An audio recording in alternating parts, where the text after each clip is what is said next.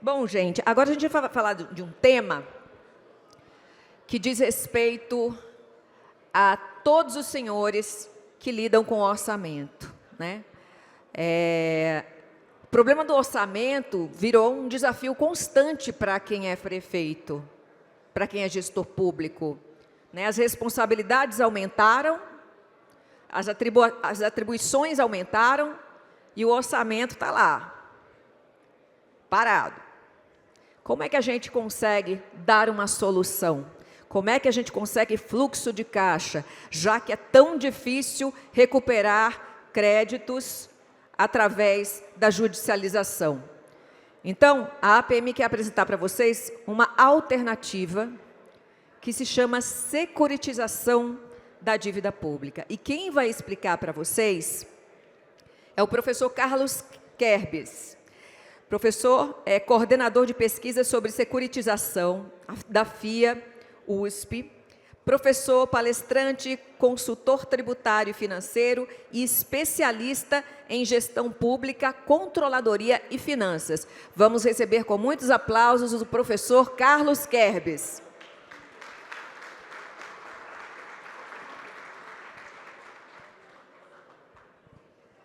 Obrigado. Bom dia. Bom, para começar a informação, nesse QR Code aqui, esse material que eu estou mostrando está disponível para baixar. Quem quiser colocar ele no seu computador, no seu celular, está valendo. Ah, eu não vi. O prefeito de Rio Preto falou de uma série de ações que o município está fazendo, mas não falou dessa. Me deu a oportunidade de falar aqui como novidade.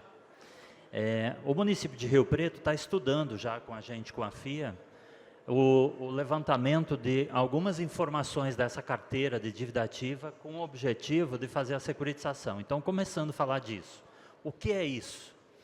Primeiro fator a ser analisado é a alternativa, o custo de oportunidade. Qual é o custo que esse dinheiro vai ter para o município, considerando as oportunidades que o município tem, podendo, com uma CAPAG-A, ter aval da União em qualquer operação de crédito. Então, isso traz uma responsabilidade adicional de custo-benefício, princípio da economicidade para o ente público. A operação de securitização em Rio Preto, pelos estudos prévios que a gente fez, analisando alguns dados que estão disponíveis nos portais de transparência, Tribunal de Contas, com relação ao estoque e os fluxos de recuperação desses créditos, mostram para a gente que o estoque que o município tem é de aproximadamente 2 bilhões de reais. E, historicamente, nos últimos 10 anos, o município recupera em torno de 90 milhões por ano, em torno de 7 milhões e meio mês.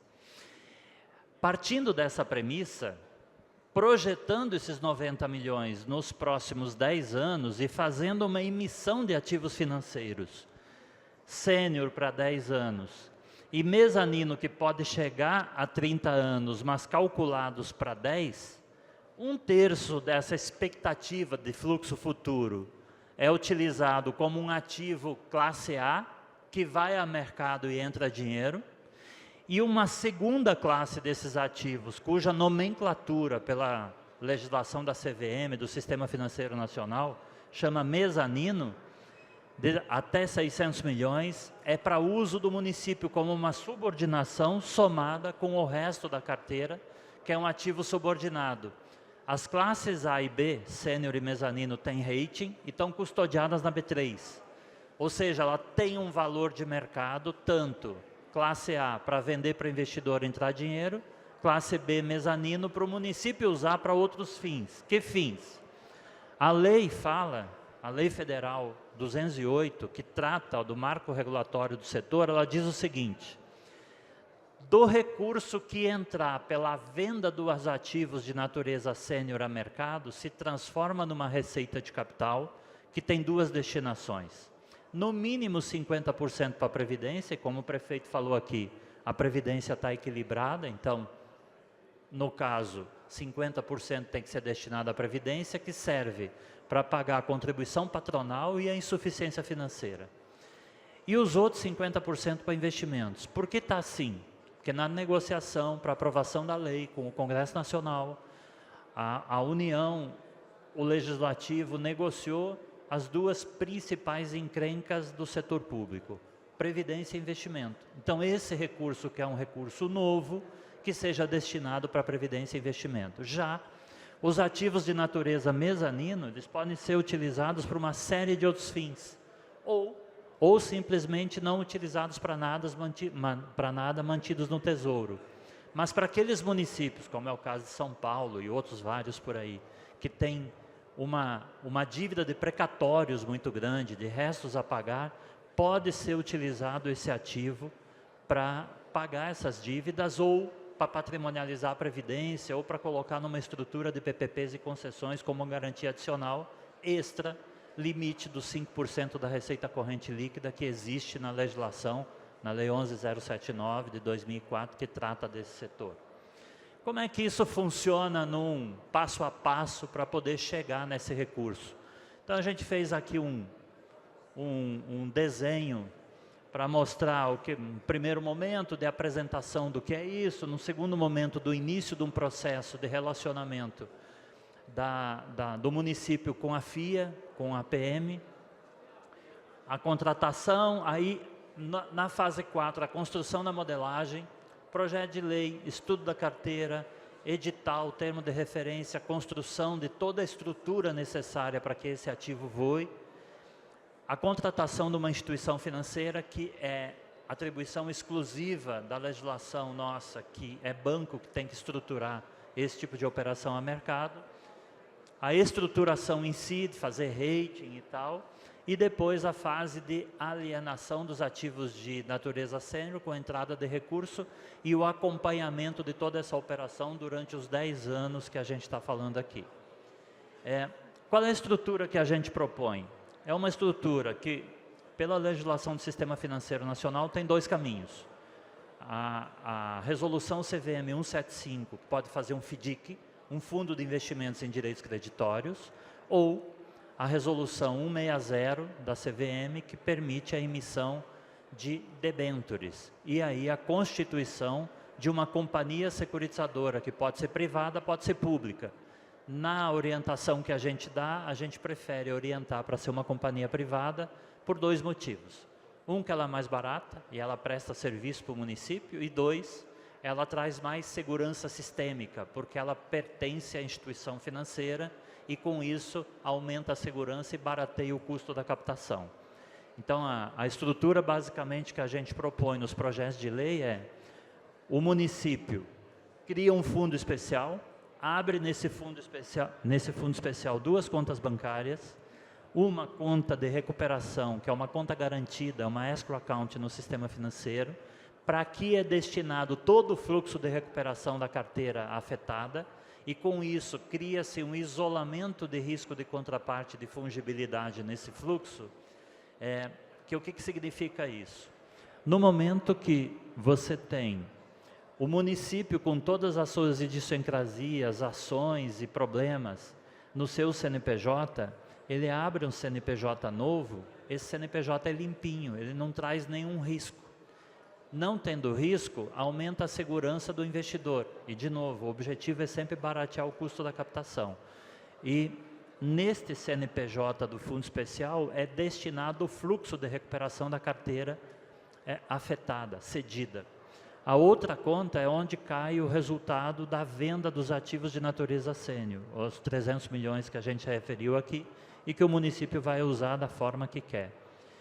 Este fundo especial cede para uma companhia securitizadora, na sugestão aqui privada, o direito creditório. Observe-se aqui 3 questões importantes.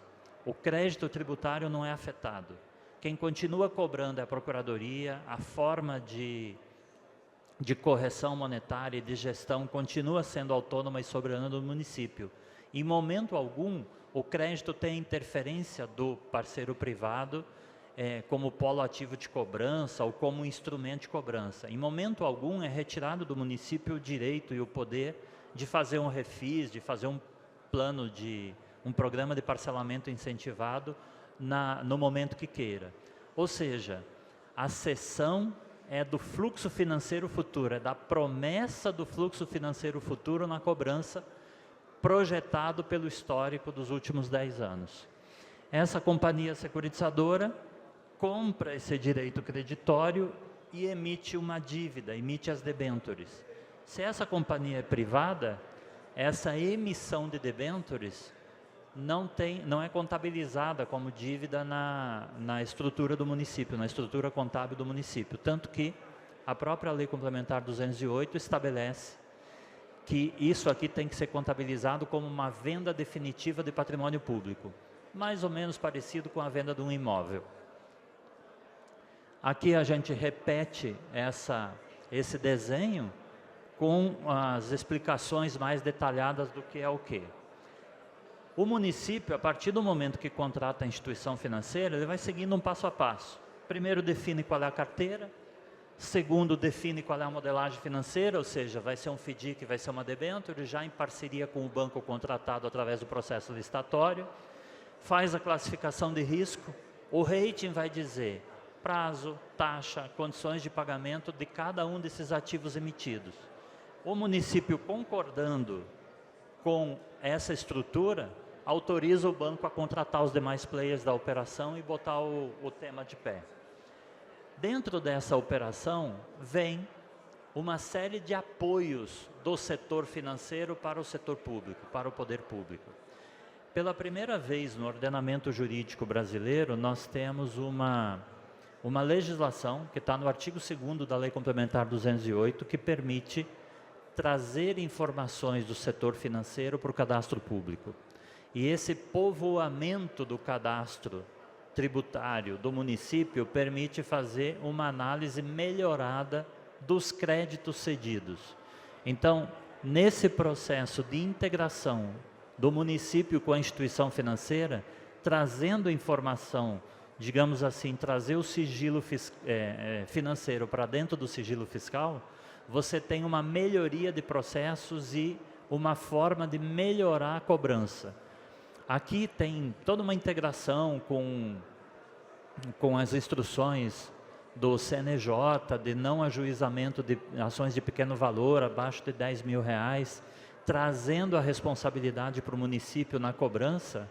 E se a gente voltar lá no artigo 2º da Lei Complementar 208, ele altera o Código Tributário Nacional, permitindo que a interrupção da decadência se dê pelo protesto extrajudicial e não mais judicial, ou seja, a inscrição em dívida ativa e o ajuizamento torna-se agora voluntário e não mais obrigatório para interromper a decadência. Nesse desenho, trazer a instituição financeira e as possibilidades para apoiar a cobrança e melhorar a recuperação dessa carteira é um dos processos que traz um desenvolvimento muito grande nessa gestão e traz mais recurso para o caixa. Quem já fez essa operação? Já fez essa operação. Primeiro estado a fazer isso, lá em 2005, foi o estado do Rio Grande do Sul. Fez uma primeira operação de 120 milhões, já fez 11 operações. Em 2012, o estado de São Paulo fez uma primeira operação, depois fez mais uma em 2014, outra em 2015. O estado de Minas Gerais, a prefeitura de Belo Horizonte. Até aqui, em 2015, todas as operações feitas foram lastreadas em créditos parcelados de ICMS, ou de IPTU e ISS, no caso da prefeitura. A partir de 2018, o desenho que foi feito no Piauí e no município de Contagem é esse que a Lei Complementar 208 propõe. Qual é esse desenho? É o seguinte: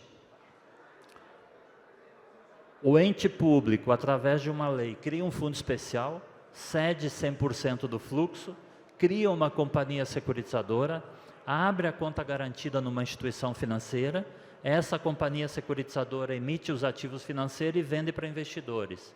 A instituição financeira contrata demais players que atuam nesse mercado, contrata a rating, legal opinion e faz uma emissão de carteira parecida com essa daqui.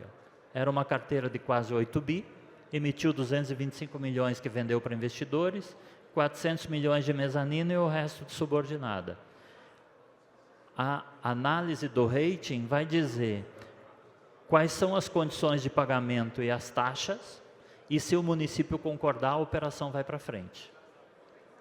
Tem uma série de questões jurídicas que foram resolvidas pela Lei Complementar 208. Na leitura da lei, tudo que antes se perguntava, se é uma operação de crédito, se é antecipação de receitas, tem deságio, renúncia, a vedação do inciso 4º do artigo 95 da Constituição, na vinculação, na vedação da vinculação da receita de impostos a órgão, fundo ou despesa, terceirização e se o município pode ser garantidor, tudo isso está resolvido dizendo que não, nada disso é afetado.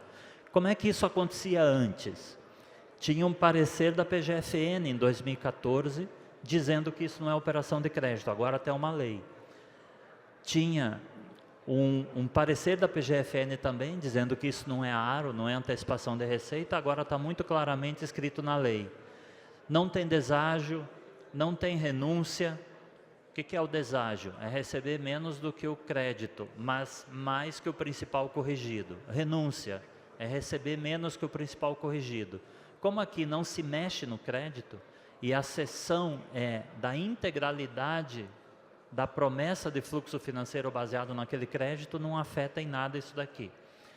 A Lei Complementar 208 diz que isso aqui é para ser tratado como uma operação de gestão tributária e financeira, e ela não é enquadrada nas vedações do inciso 4º do artigo 195 da Constituição. E por último, não há terceirização e o município não pode ser garantidor. O que é não ser garantidor? Não pode pegar nenhum tipo de outras receitas para pagar esse investidor, nem os novos inadimplidos que surgirem a partir da publicação da lei autorizativa, que é o que estabelece como marco de corte a Lei Complementar 208. E aqui temos aquele QR Code de novo, para quem quiser baixar esse material. A gente está aqui à disposição para responder quaisquer questionamentos. Eu mostrei Rio Preto aqui, mas a gente pode fazer esse estudo para qualquer município presente. Com os dados que o Tribunal de Contas, numa parceria que a gente fez, disponibilizou num painel onde tem data lake completo com dados de arrecadação de dívida ativa de 2019 para cá, a gente consegue muito rapidamente ter uma visão do potencial que cada município tem para captar recursos a partir do advento da securitização da dívida ativa. E é isso.